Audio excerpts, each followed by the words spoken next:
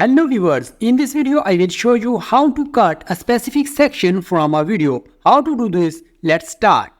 In this video we are using Bandicut software for this purpose. Now click on Windows icon and search in search box Bandicut. Bandicut software should be installed on your PC. Now click on Bandicut. Bandicut software will open. That consists very simple interface to use.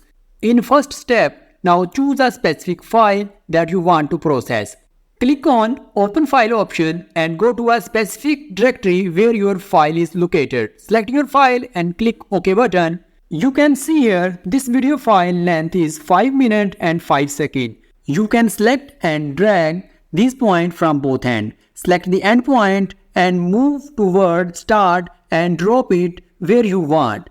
And actually green point of this video is your actual video. Now you can see the length of this video, that is actually just 58 seconds. Now click on start button that is actually placed on bottom right side. Click on it. You will find output setting window. Now select the appropriate setting. Now you can see here this is recommended and click on start button. Your video will be processed. Now you can see here this message is appear. The task has been completed. You can see your video in output folder. Now we can see here this is your video that is after processing.